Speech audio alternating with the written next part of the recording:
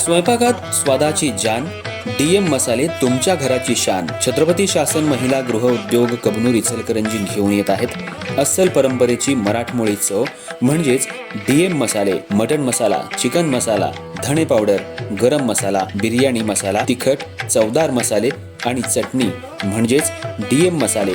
तर आजच आपल्या जेवणाची रंगत वाढवण्यासाठी केमिकल विरहित डीएम मसाले, गृहिणींच्या मनातले मसाले आणि चटणी अवश्य वापरा. डीएम मसाले महिला बचत गटाद्वारे करणारे स्वच्छ माफक दरामध्ये म्हणजेच डीएम मसाले. संपर्क दिव्याताई मगदूम, मोबाईल 91 30 80 22 55.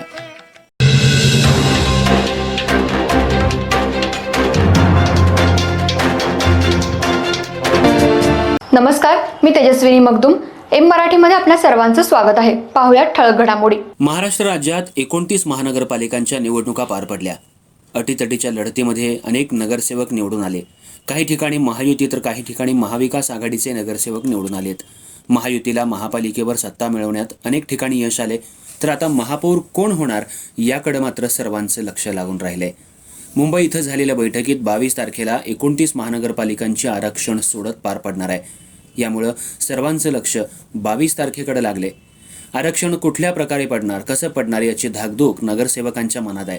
महापौर कोण होणार याची उत्सुकता वाढली आहे. सध्या इचलकरंजी महानगरपालिकेची पहिली निवडणूक पार पडली असताना पहिला महापौर पदाचा मान कुणाला मिळणार यासाठी सर्वच नगरसेवकांनी देव पाण्यात ठेवलेत. तसंच वेगवेगळ्या पद्धतीचं आरक्षण जरी पडलं तरी प्रत्येक नगरसेवकानं आत्तापासूनच वरिष्ठांची मनधरणी सुरू केली आहे. कुणाला महापौर करणार, कुणाला संधी मिळणार याकडे मात्र संपूर्ण शहराचं लक्ष लागलंय. त्यामुळं येणाऱ्या 22 तारखेनंतर आरक्षण पडल्यानंतरच इचलकरंजी महानगरपालिकेला पहिला महापौर मिळणार आहे. लवकरच इचलकरंजी महानगरपालिकेमध्ये सत्ता स्थापन करून नगरसेवक कामकाजालाही सुरुवात करतील. इचलकरंजी शहराचा पाण्याचा प्रश्न, धुळीचा प्रश्न असे बरेचसे प्रश्न शहरात उद्भवले आहेत. त्यामुळं महापौर झाल्यानंतर खऱ्या कामकाजाला सुरुवात होणार आहे.